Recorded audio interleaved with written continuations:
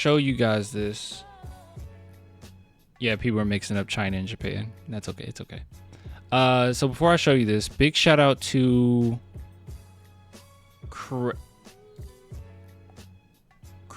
Okay, I'll let you guys tell me what Crade? Crade? I think? Crade. Thank you, Crade, for tagging me in this. So he showed me this website that actually goes over our boy, Luke Kornet. So as we can see here, this is an article about the most underrated players of 2025. So I do want to go through this and just kind of take a gander. Okay. I've only seen a few screenshots from this, so I haven't went over the entire thing.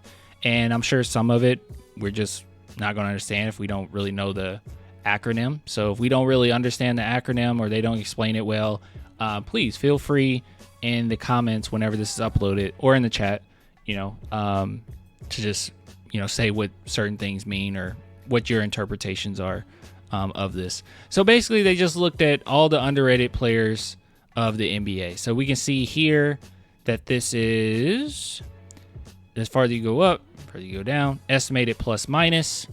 And this is player page views, basketball reference player page views. So logged. So this is how many players that are actually looked up. And yeah, you would actually be able to see, the amount of popularity amongst that group. And they gave examples here. You can see Daquan Jeffries all the way to the left, whereas SGA, Jokic, LeBron, and Westbrook are far to the right? So that it makes sense. They're very popular. And then right here, this little sweet spot is the most underrated players in the league. So we scroll down here, and this is where it gets fun. Okay, I won't explain Darko, but it's one of the best metrics out there to see a player's impact.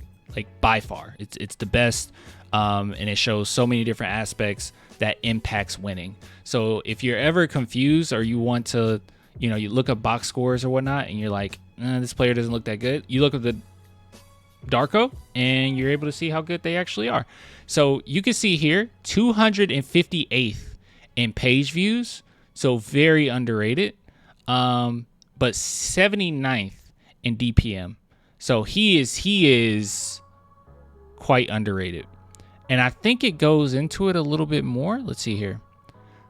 Top 10 pick and roll combos. So this is interesting. I haven't seen this. So minimum 400 pick and roll chances. All right. So we can see the top of the list is Tatum and Kornet. Number 2. Dang, I could have guessed Murray and Jokic. I don't know how many people would have guessed Tatum and Kornet. That's crazy. Because a lot of these we could have guessed. Siakam and Halliburton, yeah. Jokic and Murray, yeah. Allen and Garland even. Huh. And then you can see Wembanyama and or Chris Paul. We're number 7. Halliburton and Turner.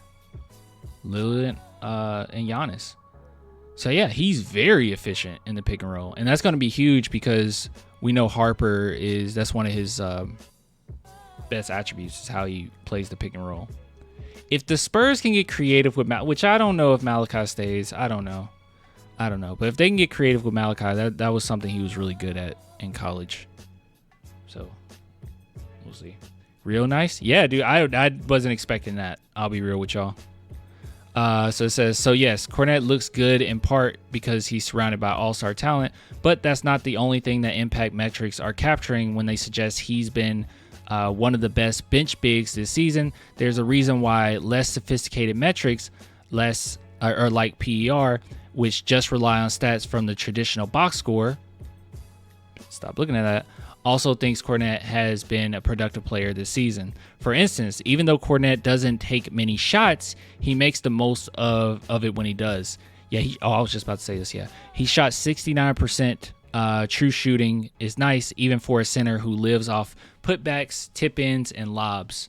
Kornet came into the league with a stretch 5 or as a stretch five, but since arriving in Boston, he's quietly reinvented himself as a bruiser that feasts on the shots inside the restricted area.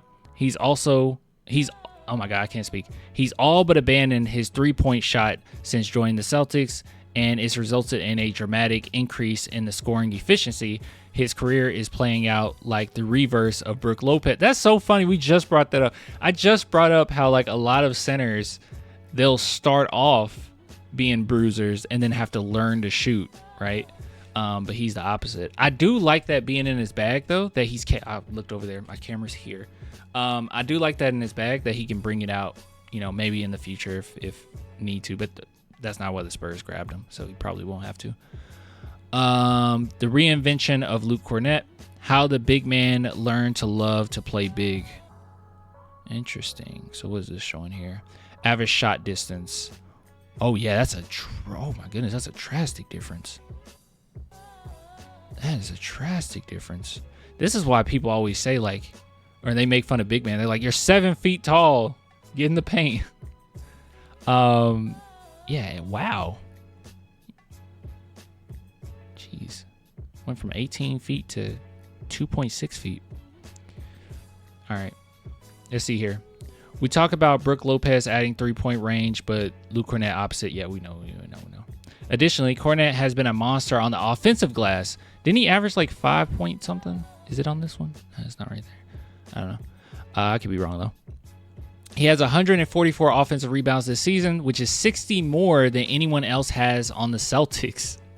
His knack for creating second chance opportunities give Boston a counter punch and forces opposing coaches to think twice before going small unless they want to surrender the battle of the boards. We're going to have a lot of fun. Because you know how important it is to control the boards, right? A lot of times, whoever controls the boards wins the game. Kornet has found a way to stand out in Boston's high three-point happy offense by turning to one of the league's best offensive rebound. And that's another thing that's quite impressive, right? Because three-point shots, you can correct me if I'm wrong here, right? But three-point shots are some of the most difficult rebounds to get for a center because they're long rebounds. Hold on, I can't show this because of copyright. I'm going to take a look at this myself. I'm curious. This clip they gave us. Let's see here.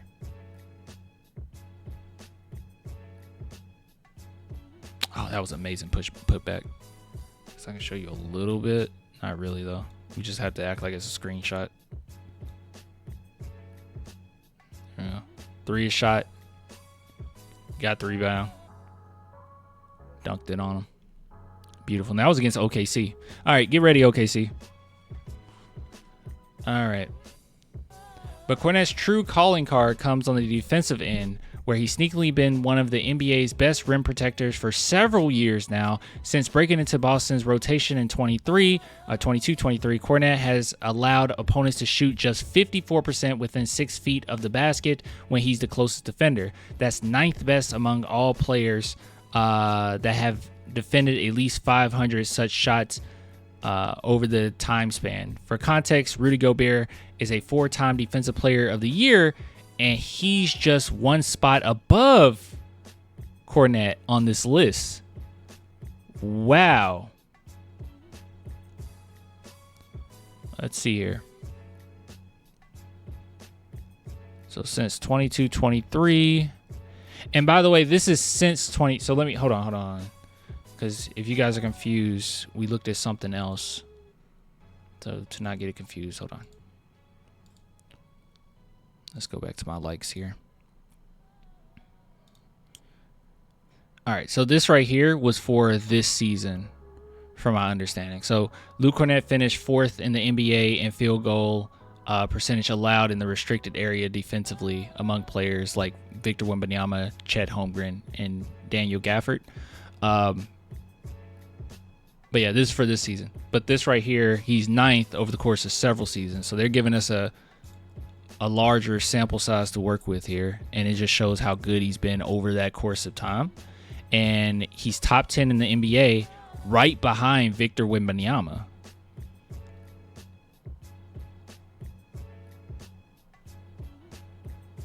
Wow. Pretty good stuff.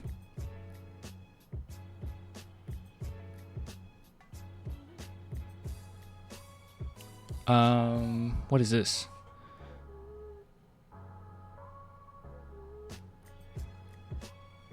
Okay. I guess that was the article. Let's see if we can. It's hard to say how much Kornet will play in the postseason if Porzingis. Okay. So this is just kind of talking about some other stuff. Okay. Yeah. So yeah, guys. So he's much better than we expected. He's much better than other people say. But I will highly encourage you, right? Because look, I don't. You guys know this, right? I'm wrong about stuff sometimes, and like we're all wrong about stuff sometimes. We're all human. But like I would highly encourage you, if you don't know a player at all, find it, bro. Find it. You can come to this channel. We'll go over plenty of articles. If you find something, tag me in it. You can drop it in the Discord. Join the Discord, by the way, below in the description box. Like share it with people, right? Because I think a lot of times we're so used to just jumping on Google, type in the player's name, put in stats, go to ESPN or NBA.com, look at the box score and be unimpressed, right? Or maybe go look at some highlights and that's all we get. But unfortunately, basketball is a little bit more nuanced than that, right? Just like all these Celtics fans that are quite upset about Kornet being gone, this is the same feeling we had when Derek White was gone, right? And even though Derek White's stats didn't show on paper how good and how much of an impact he actually has on winning, we knew because we saw it and we watched it and, we used the eye test, but you can also go look at advanced analytics and it's going to show. It's going to show, right? Regardless. Like if you feel like the eye test isn't as pretty or you feel like the box score isn't as pretty, the advanced analytics are going to show how good a player actually is. That's why I'm constantly encouraging you guys to not just immediately call off or shun off guys like Sohan and like now Kornet, right? Like these guys are good and they've shown it. You just have to look into it. You know what I mean? But yeah, you know what I'm saying. You guys know what I'm saying. Seek it. Don't just immediately assume. Just seek it for a minute. That's the reason why a lot of people said DeAndre Ayton should come to the Spurs. And then when it's just a name. Look it up. And people will say, well, look at his stats. Look up the advanced. This guy's not. His Darko is going down. Way down. So yeah.